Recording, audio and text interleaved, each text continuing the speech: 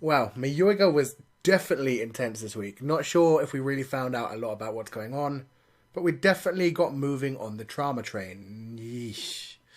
Bad words to use there for Mikage. Sorry, bro. I know you are terrified of Thomas the Tank Engine, but trauma does seem to be the most important thing when it comes to these characters. I mean, we all knew they were going to have bad past because they're quite happy to just run away from society and leave everything behind. But as we find out more about them, we see just how tragic most of their stories are. I mean, goddamn, this episode, everyone that had a backstory had a really crushingly bad one. Least of which was Mikage himself, who freaked out the most about his thing. To the point where he's literally running along the track rather than having the general logic to just jump to the right or left. Like literally, 2 feet off of the track, the train wouldn't hit him.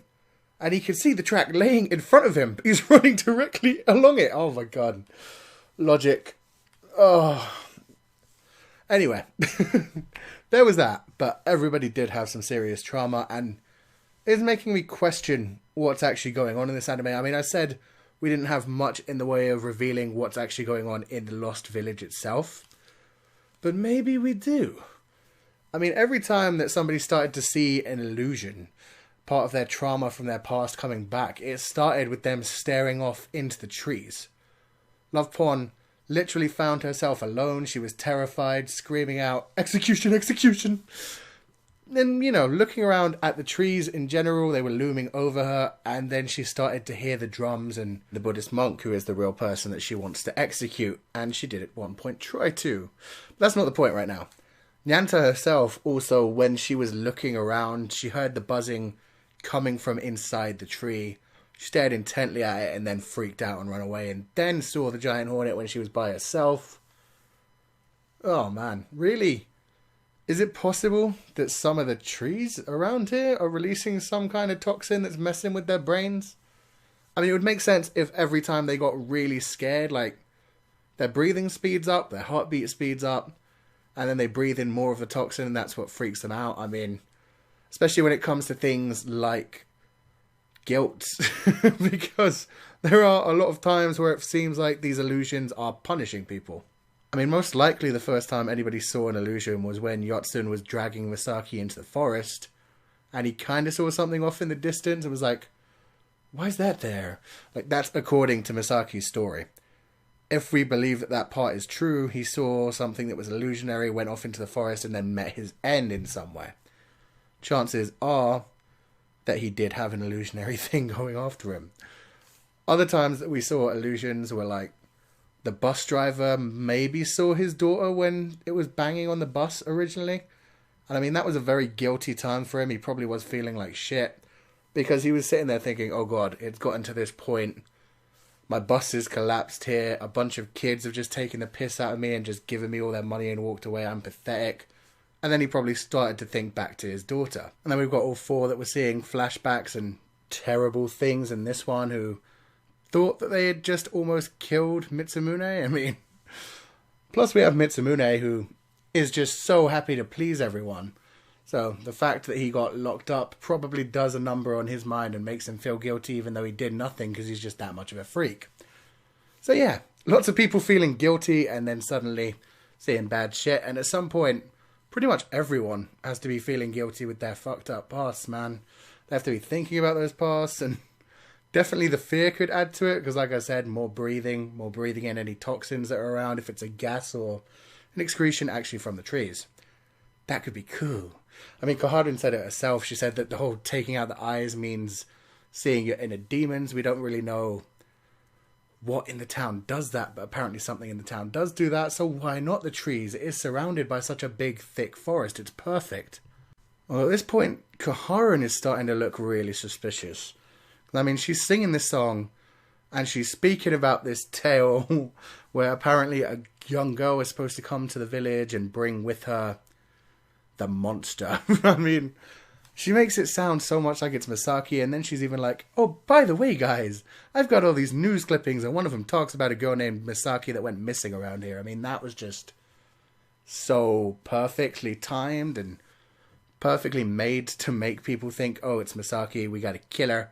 We gotta see if she's a ghost or a spirit or something evil. Ah, man, you know Lovepon's got to be ready for that execution. And Koharun actually could have prepared all of that. I mean, she's the one who found the Naki village.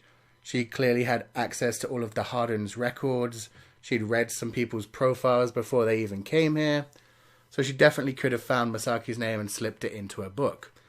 Or that news story could be true. I mean, one of the main theories about Masaki was that perhaps she's looking for someone, maybe a sister or a friend that went lost here before. The other theory, of course, being that she did, in fact, come from the village. Which would also make sense if she went missing around there, if she's been in the village for a little while and left to bring more people in. So it's between Koharun and Masaki at this point. Masaki's always been creepy as shit, but I mean, that feels a bit too obvious. Koharun felt a bit too obvious too, but I mean, she's been styling herself pretty well so far. She definitely feels like she's trying to make Volcano fall for her, and it certainly seems like it's working. God, I felt bad for Dahara in this episode, man. I mean, just a little bit.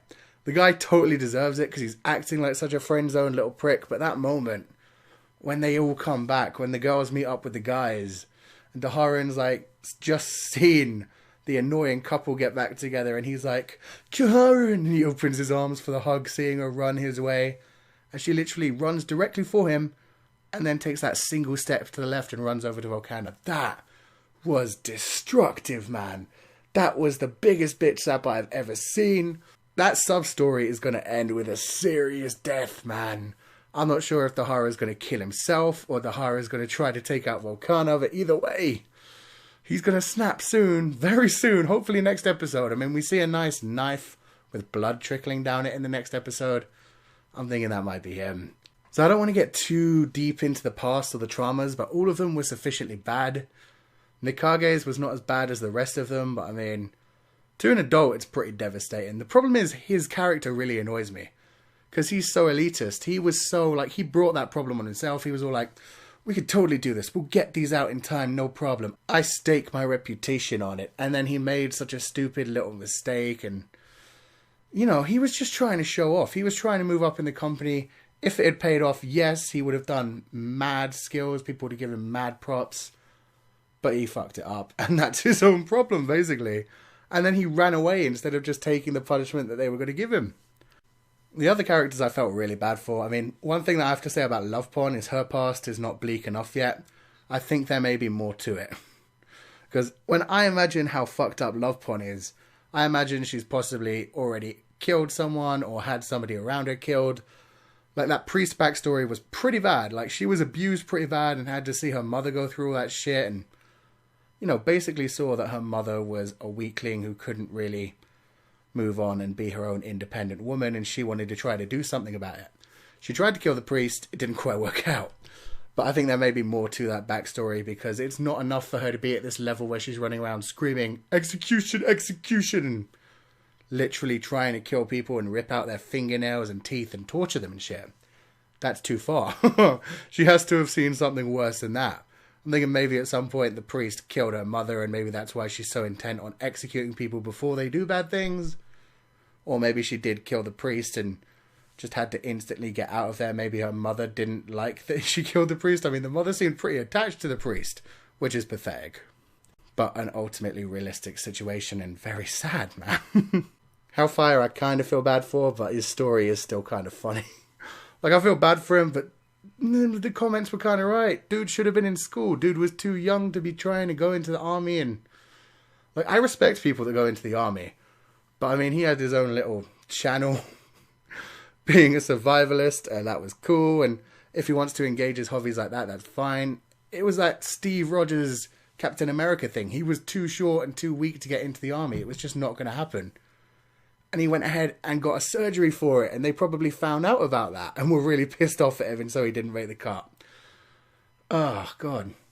So I felt bad for him, but it just wasn't as bad as the other two, because goddamn Nyanta's one took the cake, man. I mean, she was being bullied already.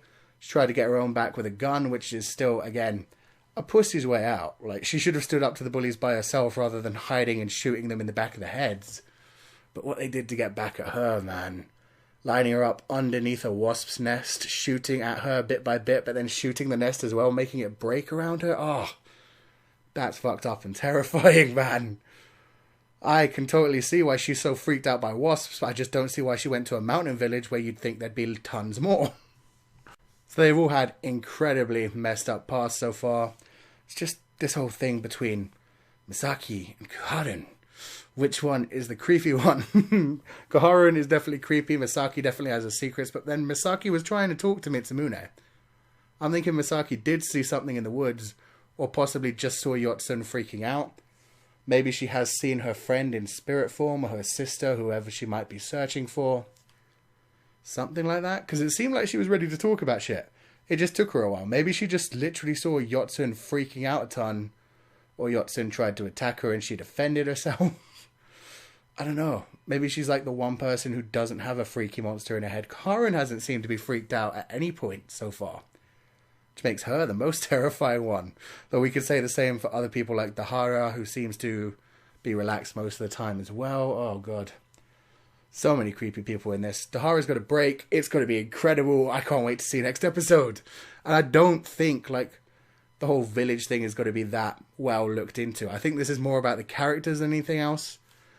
And the actual village curse thing is just going to be chalked up to, yeah, it was the plants, or, yeah, there's a gas leak. You're just seeing the fears inside your head. None of it would have actually killed you, but you're killing each other or falling down mountains and shit like that kills you. And in some cases, they probably are going to kill each other in the future, and possibly already. I mean, for all we know, Misaki did take out Yotsun. We don't know yet. It'll be fun to find out. So let me know what you think is going on in the comment section below. Oh my god.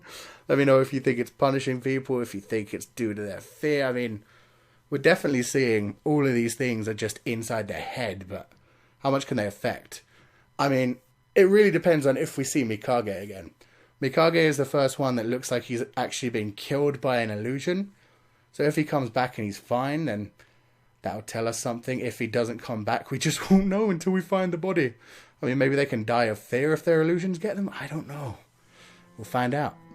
So yeah, let me know your thoughts, and if you enjoyed this review, then wreck that like button like you mean it, subscribe if you haven't already to see more, and I will see you guys next time.